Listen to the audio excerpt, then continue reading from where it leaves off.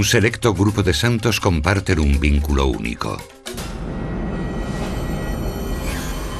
Dicen que sus cuerpos tienen características sobrenaturales.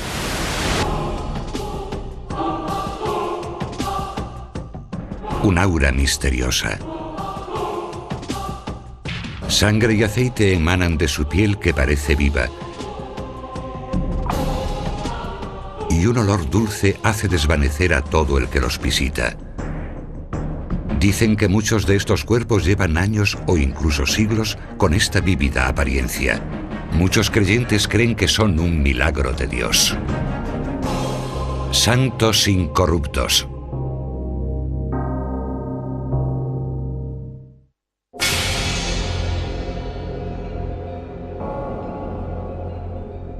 Una se balancea con un libro en su regazo en una mecedora de oro.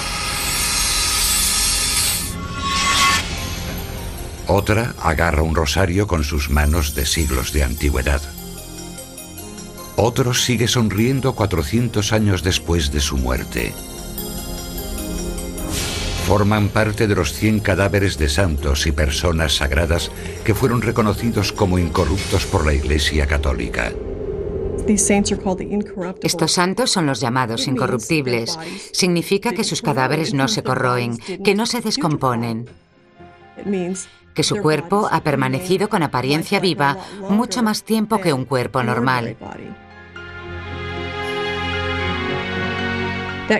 Eso ha sido visto como una prueba de un milagro, porque va contra natura. A los cuerpos no les pasa eso. Así que eso le pase al cuerpo de alguien significa que debe ser una persona especial.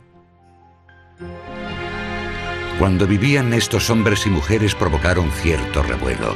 Algunos eran vistos como grandes misioneros, mientras que otros eran conocidos por sus increíbles obras de misericordia. Estos santos eran tan extraordinarios que hoy, siglos después, sus cuerpos o partes de ellos convertidos en reliquias se exhiben en capillas, monasterios y basílicas de Italia y todo el mundo. Cuando los vi me quedé totalmente asombrada e impresionada. Los incorruptibles son unos de los cuerpos mejor conservados que había visto jamás. La veneración de reliquias de los mártires cristianos empezó en el siglo II. La veneración de las reliquias en el cristianismo se convierte en una especie de unión espiritual con ese santo, porque se trata de un ejemplar de la fe, un mártir, y esta es una manera de recordarle. Cuando Policarpo, obispo de Esmirna, fue quemado en la hoguera en el año 155 después de Cristo, sus seguidores dijeron: «Cogimos sus huesos porque eran más valiosos que las piedras preciosas y más finos que el oro, y los pusimos en un sitio adecuado, un lugar donde podíamos reunirnos en presencia de Dios y celebrar con júbilo el nacimiento de su martirio». Creció el culto a las reliquias y en el siglo IV ninguna iglesia podía ser consagrada si no acogía alguno de estos objetos secretos. Una de las funciones de la Iglesia, entre otras muchas, era la de ser un lugar sagrado. Las reliquias de las iglesias eran una forma de añadir más santidad al lugar. Las reliquias eran una manera de conectar a la gente con los diferentes santos y que cada uno pudiese obtener su parte de divinidad. Por consiguiente, en cierto sentido, lo que hacían era multiplicar la cantidad de divinidad ofrecida a la gente, participando en la adoración.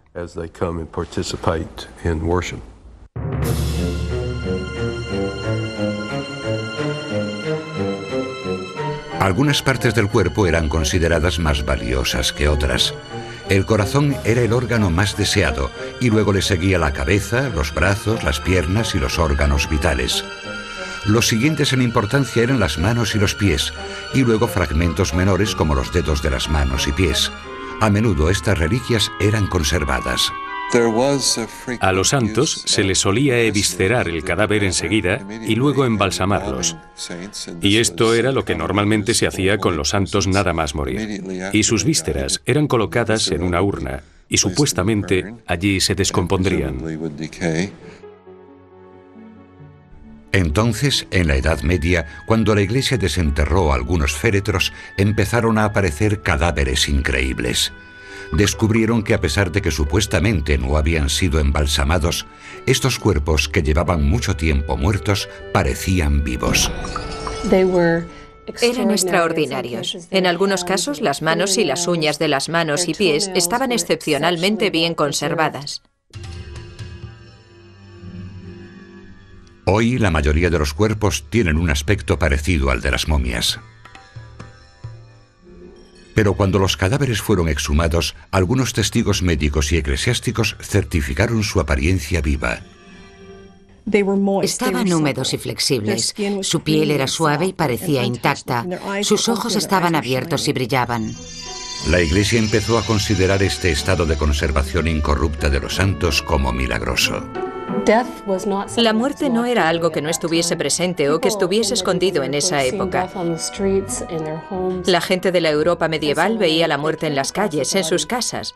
Así que cuando vieron ese cuerpo, cuando vieron el cuerpo excepcionalmente bien conservado de una persona considerada sagrada, una persona buena, seguro que se quedaron boquiabiertos.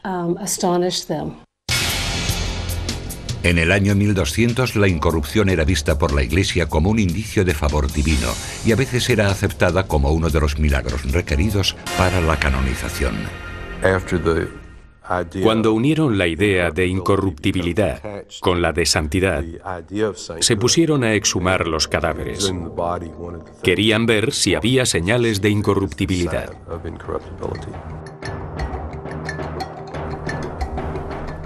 50 años después de su muerte, en 1320, el cuerpo de la monja Margarita de Città de Castello fue desenterrado al encontrar su ataúd medio podrido. Al abrirlo, los testigos dijeron haberse asombrado con lo que vieron. A pesar de que la ropa de Margarita se había convertido en polvo, su cuerpo fue encontrado perfectamente conservado y flexible. Los forenses dijeron que no había sido embalsamada. Después de que Margarita fuera exhumada, le atribuyeron muchos milagros y en 1609 fue beatificada, el primer paso hacia la santidad. Los incorruptos eran como magos. Dicen que podían hacer que el ciego viera, que el sordo oyese, que podían otorgar fertilidad al estéril y hacer que el lisiado volviese a caminar. Decían que podían curar a los leprosos. A los incorruptos se les atribuían un montón de milagros.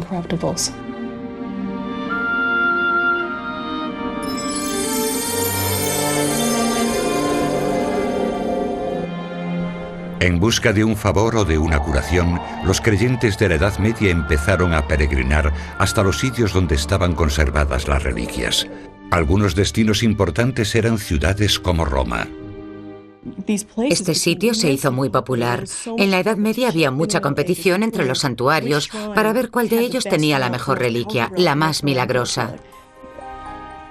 Miles de personas acudían a estos lugares y los pasillos estaban abarrotados de enfermos y moribundos. Con la reforma del siglo XVI, la obsesión por las reliquias empezó a decrecer. En esa época, los cristianos que se oponían a la veneración de las reliquias empezaron a destruir los cuerpos. Aún así, los santos que quedaban tenían historias increíbles que contar. Supuraban, brillaban, transpiraban, se levantaban y levitaban.